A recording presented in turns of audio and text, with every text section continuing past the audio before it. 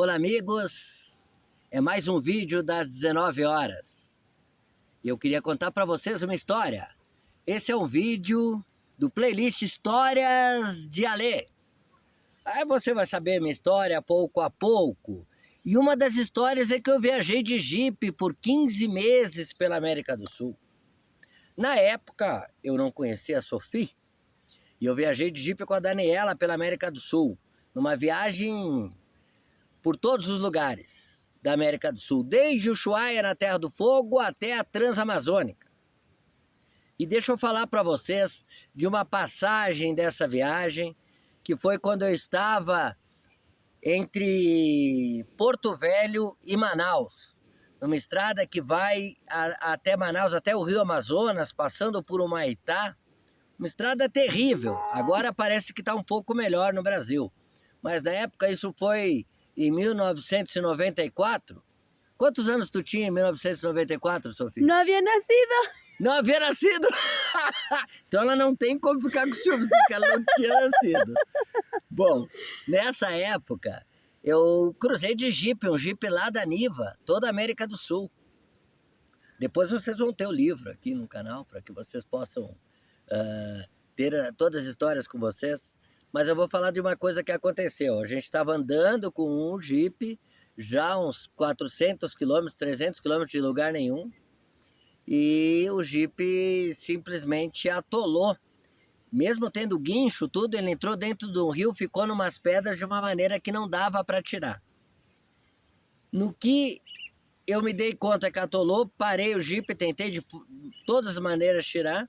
E eu olho para cima, no canto do riozinho assim, e passa uma enorme sucuri. Eu calculo que tenha 6, 7, para não dizer 8 metros, porque o bicho era grosso. O bicho era grosso como um tronco. Lavando o rio, eu disse, ai, vamos ficar aqui dentro essa sucuri. E não deu outra. A gente teve que dormir no Jeep. Ali no meio da selva amazônica, longe de tudo. Estava dentro do Jeep, dentro do lado da Niva, atrás dos dois bancos, a gente fez um colchão de casal que tinha ali, viajava toda a América do Sul nesse Jeep. E ali dormimos, nesse colchão. Tudo bem. Todos os animais do mundo, todo o barulho do mundo acontecia na floresta à noite. Vocês não têm ideia, não tinha lua e a claridade das estrelas era tanto que as estrelas refletiam no capô do Jeep. E na água do rio parado, que o Jeep estava dentro da água, até uns 30 centímetros de água. Passando ali pelas rodas de Jeep, a gente dormindo ali dentro. Dormiu bem, dormiu super tranquilo. E pela manhã, eu normalmente até esqueci onde estava, era 6 horas da manhã, quando amanheceu o dia, abro a porta do Jeep, saio, ponho a bota e saio ali pelo riozinho e vejo um capão assim de mato, como umas arvorezinhas ali perto. E nesse capão de mato eu decido ir ao banheiro. E daí antes de ir ao banheiro, antes de fazer o meu xixi matinal, eu olho que o capão de mato vem se abrindo o mato. E eu digo, que legal, uma pessoa apareceu aqui, mas na hora, acordando, a gente não tem ideia de quem vai estar por ali ou de onde a gente está. A gente estava muito longe de tudo, obviamente não ia aparecer uma pessoa por ali. E para na minha frente, a menos de 2 metros de distância. Gente, 2 metros de distância é muito pouco. É esse tamanho mais esse tamanho, ou seja, quase o tamanho que vocês estão vendo lá no estúdio de vídeo. Uma onça pintada com a cara dela, o rosto dela era maior que o meu rosto. E eu, que tinha começado a fazer xixi, estava ali fazendo meus pipi e a onça na minha frente. Eu pensei, agora eu morro. O que eu faço? O que você faria nesse caso? Diz aqui nos comentários o que você faria nesse caso. Porque eu vou falar agora o que eu fiz. Continuei morrendo de medo e fazendo xixi. Eu não sei se eu estava me mijando pelo medo da onça ou pela vontade de fazer xixi. Ainda bem que isso tá só eu e a Sofia aqui falando, ela tá rindo, é só entre eu e ela e vocês não vão saber, porque é uma história muito íntima. Tô fazendo xixi e a onça tá ali, aquela cara Olha, quando você vê um animal com essa estrutura, com esse magnetismo, você paralisa. E não é a paralisar de medo, é a paralisa como quando a gente viu as luzes aqui na caverna. Você fica afoito. E eu pensei por um segundo, essa onça vai me comer. Essa onça vai me matar. Uma onça grande, possivelmente tinha uns 200 quilos, não sei, muito maior que eu. E eu não sabia o que fazer. E nisso estava a Daniela, lá atrás no jipe, dormindo e também, mas ela nem viu, estava dormindo no jipe, ela não viu a cena. A onça me olhou, eu olhava no olho dela e eu pensei, se eu sair correndo dessa onça, ela vai me ver como uma presa e vai correr atrás de mim e dar com aquela unha nas minhas costas, me rasga as costas e me come ali mesmo. Eu calculei até onde eu ia conseguir correr com a onça atrás. E é impossível um ser humano pensar que ele vai ser mais rápido do que um gato de 200 quilos. Nunca, jamais. Então eu continuei estrategicamente, com as duas mãos, assim, fazendo pipi. Continuei fazendo pipi, o pipi não parava de sair, parece que era horas de pipi, parece que era horas, esse momento se eternizou na minha vida e na minha mente. E ali estava a onça. Aí eu disse, eu tenho outra opção, ou saio correndo dela, ela me mata, ou eu vou pra cima dela e tento dar porrada nela. Obviamente a onça era muito maior que eu. E eu não consigo, por mais que eu seja um cara técnico, fulano de tal, não conseguia brigar com uma onça. Então veio na minha cabeça que eu devia continuar parado, imóvel na minha posição, que eu estava numa posição de vantagem. Eu estava demarcando o território, eu estava fazendo pipi e a onça curiosa me olhando. E isso é a mais pura verdade. Eu não sabia o que fazer, o pipi não parava de sair, eu não sei da onde sai tanto pipi quando a gente vê uma onça. Ainda bem que estava para fora, não estava na calça, né? Eu não estava vestido a calça, senão me mijava na calça. Então eu estava, por favor, público, não ria assim, Sofia. Bom, eu estou falando só para Sofia. Então eu continuei fazendo pipi. E tô lá fazendo pipi, a onça ali olhando, tete a tete, um olhando pro outro, a onça me olhando e eu fazendo pipi. Mirra, não vem na chuva, volve ali um pouquinho, Mirra. Ah, tu vai buscar o dinossauro, Zé, pode buscar o dinossauro. Então eu tô ali, naquele momento, imagine, você olhando a onça olhando você, a 2 metros, você não pode correr dela porque ela vem para cima de você, você não pode ir para cima dela porque senão ela quer medir força e te come, então fiquei marcando o território fazendo xixi.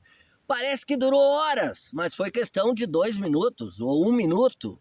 Mas para mim, até hoje eu tenho assim aquela imagem da onça me olhando, uma imagem linda, maravilhosa. A onça continuou me olhando por meio minuto, se virou no seu próprio eixo, como se ela fosse uma coisa dobrável e mansa, sem fazer um barulhinho. Ela entrou floresta dentro e eu estou aqui para contar a história para vocês, porque a onça devia estar super alimentada e não tinha fome nesse momento. Mas eu comecei a refletir isso numa vida, tanto na vida empresarial, como na vida do dia a dia, como na vida aqui, como ela é, com as situações que acontecem na nossa vida. Quando acontece uma situação crítica, você tem várias opções. Uma das opções que você pode ter quando uma onça está a ponto de comer você e você não sabe o que fazer, é a opção de sair correndo da onça, de sair correndo de uma crise emocional, de qualquer coisa ruim ou assustadora que aconteça na sua vida. Você não deve correr do problema, você deve enfrentar o problema, mas também não deve atropelar o problema. Não deve ir em cima do problema de maneira afoita, querendo resolver. Não deve querer bater na onça e não deve querer fugir da onça. Imagine a onça como um problema. Não fuja do problema, mas também não enfrente o problema de cabeça quente. Fique ali, não fazendo xixi, mas fique pensando nas consequências dos seus atos antes de fazer seus atos. E essa lição eu levei para toda a vida. Toda vez que me acontece alguma coisa, eu lembro da onça e lembro que eu não devo correr do que está acontecendo e também não devo resolver sem pensar nas consequências. Então, quando acontece um problema na sua vida, seja ele qual for, pare e pense. E mentalize, se eu correr, o que vai me acontecer? Esse problema vai atrás de mim.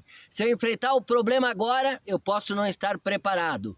Mentalize tudo o que pode dar, isso é questão de segundos, a nossa mente é muito rápida.